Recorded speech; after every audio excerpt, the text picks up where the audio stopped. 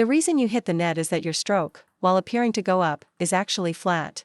You are executing a fake follow-through. Today, let's discuss the issue of your forehand framework. Let's start with the first problem. Many players say they can't generate power. The reason you can't generate power is that during your backswing, your forearm is too bent and not opened up.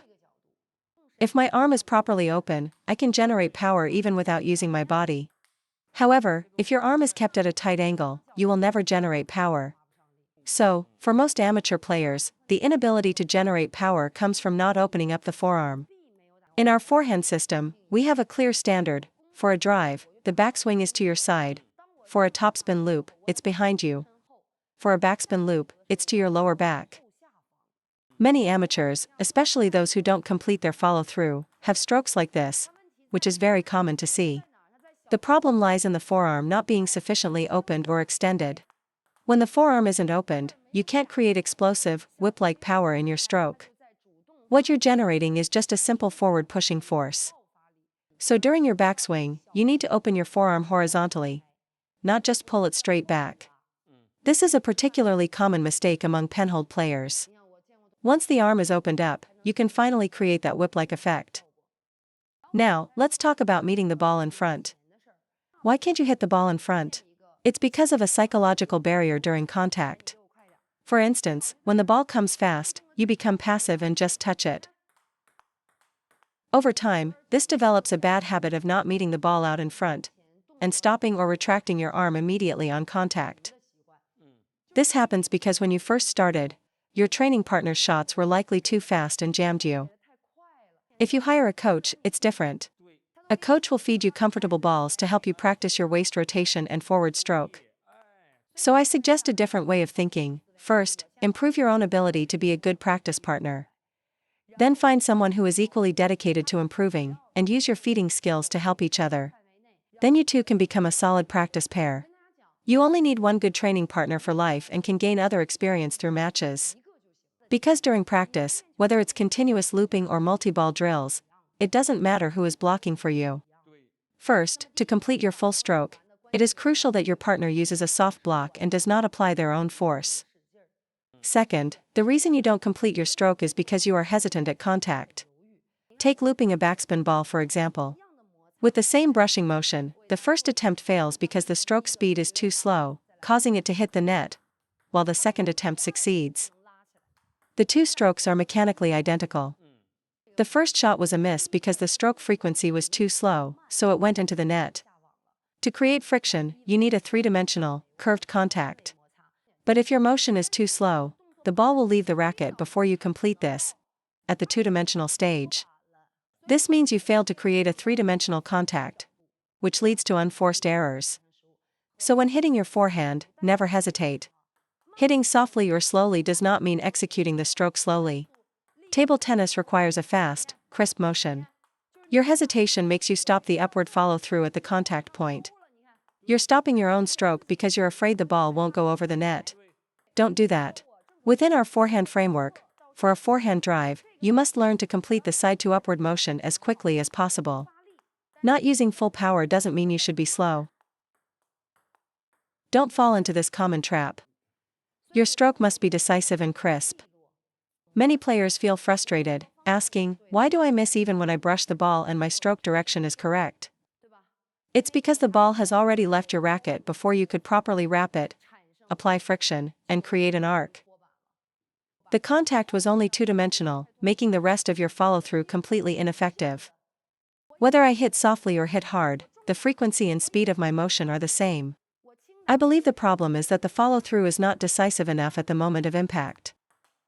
So, regardless of whether you're using 30% or 90% power, when practicing your basic framework, you must complete the entire motion. Don't stop the stroke too early. A common mistake is thinking the ball is over just because you've made contact, which leads to a habit of cutting the stroke short. This becomes a major problem when you need to apply power or handle spin. Remember, all advanced techniques are built on a solid foundation. If your basic framework is wrong, its flaws will be magnified exponentially in a match. Third, the timing of your follow-through is critical. Let's not discuss backspin for now, as it's very different from topspin. Let's focus on the forehand and backhand drives. For a forehand drive rally, I can only start my backswing after my opponent hits the ball. If I start my backswing right after my own shot, I'll be too early for the next ball. The moment my opponent starts their stroke and I judge it's to my forehand, I stop my footwork. As their ball crosses the net, I begin my backswing. This synchronizes our rhythm. After the backswing, since I'm hitting at the top of the bounce, I prepare to swing forward the moment the ball hits the table. You see, by timing my forward swing this way, our rhythms are perfectly matched. So, when do I begin to finish my stroke? For a softball like this, the first bounce is here, so the peak of the bounce will be here. This means I must swing at least halfway through my stroke path before I start the follow-through. If I finish the stroke right at the contact point, I'll miss the ball completely. I need to drive forward into the ball, and then execute the upward follow-through. That's how I sync up with the ball. You're looking for that combined force. So when should you finish the stroke? I believe you must at least meet the ball, feel the contact, and drive through it for a short distance. Only then should you complete your follow-through. Think of it this way, your backswing creates distance from the ball's peak bounce. When you make contact, you must not immediately stop or finish your motion. There must be a moment of driving forward before the follow-through. For example, let's say the first ball is deep, near the end line. If you still try to drive forward and then follow through, you'll hit it into the net.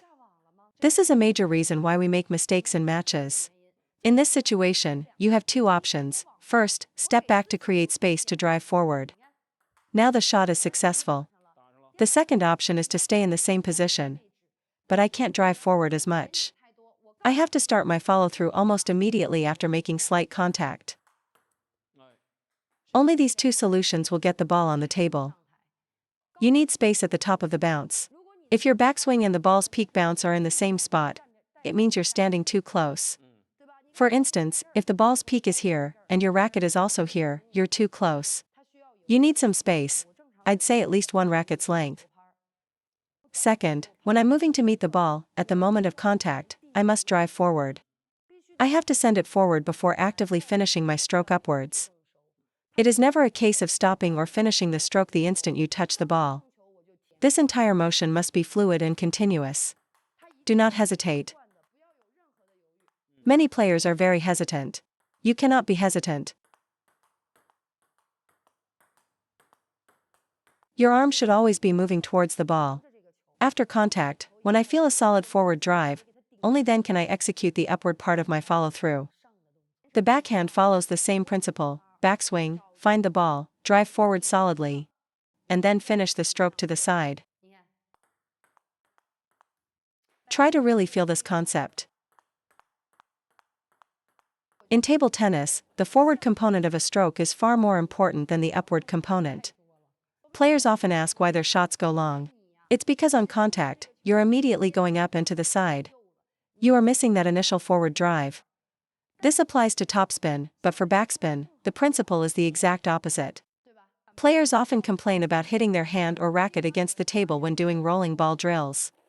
This is a direct reflection of your stroke mechanics.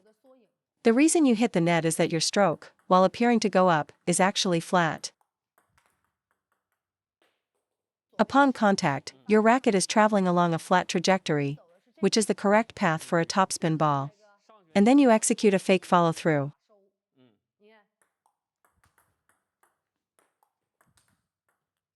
If you could create a parabolic arc the moment you touch the ball, you would never fail to lift it. Instead, you move along a flat path first and then follow through. A topspin stroke is a horizontal, forward motion because the vertical drop is minimal. You drive forward, then finish up. For a backspin ball, the common mistake is to also go forward first, then up. You're moving in a straight line forward and up. It might look correct, but it's precisely why it's so hard to lift the ball. You should be using your fingers and wrist to angle the racket on contact. You have to create the arc right at the contact point. This is what we call a three-dimensional motion. Once I create this 3D friction and then go forward, the ball will naturally go over. After lifting the ball, the rest of the stroke is a straight, forward and up motion. The problem is you skip the initial lifting part. That's why you always hit your hand on the table. It's because your stroke is just pushing forward. Because at the moment of contact, your racket is moving at a flat angle. It's hitting a single point. not brushing along a surface. Why do topspin shots go long? Because you're not using a flat trajectory. You're doing the opposite, you're trying to create an arc. You should be going forward first, then up. But instead, you're immediately trying to create a high arc. Table tennis is all about trajectory. The net blocks your vertical arc, and the table's length limits your horizontal arc. For backspin, you must create that upward arc and 3D friction on contact. Once you've lifted the ball high enough, you then drive it long. It's that simple. You cannot drive it long first and then try to lift it. The ball leaves the racket too quickly, even the tackiest rubber will just hit it straight forward. You must lift it high first, then drive it forward. The priority is clearing the net. What we professionals call wrapping the ball or gripping the ball is essentially this three-dimensional, curved friction angle. The racket is 2D, you must create a 3D contact surface. Right now, your contact is just a single point. It looks like you're going up, but it's really a flat hit followed by a fake follow-through. If you watch unskilled players in slow motion, they all hit flat and then add a follow-through that looks correct but does nothing. So you must understand this, for topspin rallies, you need a flatter trajectory before your follow-through. For looping backspin, you must first create the high arc, then go forward. The two are complete opposites. Your feel for topspin is good because you practice it more.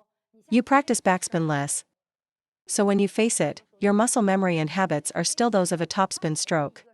You're essentially just lowering your normal forehand drive position and then executing the same flat stroke. You need to understand that arc is the most important thing in table tennis. It's not about making the stroke look good. Seemingly identical strokes can have different results. It's not about aesthetics. Even many ugly-looking strokes can be effective. If you look closely, the contact point is correct. Then no matter how flawed the rest of the motion is, the ball will still go in. He's executing the correct curve I mentioned. He prioritized creating the upward arc first, and then the forward, powerful arc. We, on the other hand, hit it flat on impact. After the forward force is spent, we add a fake upward motion, but the ball is already gone. Your follow-through is for show, 80% of it is ineffective. You must generate height and arc first, then forward momentum. Some players might say, but you told me to drive through the ball when looping. Yes, driving forward while brushing is correct. But you cannot apply full force with your arm from the very beginning of the stroke. There's a first and second phase of speed. The first phase is the backswing and approach to the ball. The second phase is at contact. A loop must be segmented. For instance, the backswing is relaxed. During the first speed phase, I relax and find the ball. Although I'm accelerating, it doesn't mean I'm applying force. I only apply force during the second speed phase. At the moment you are about to contact the ball, you begin to apply force and accelerate for a topspin shot. For a backspin shot, you first create the arc. Let your fingers lead your wrist, and your wrist lead the racket face to create that curved friction first, solving the problem of the opponent's spin. Because it has spin, I must neutralize that spin first. After that, I can treat it like a regular topspin ball. You must understand this logic first.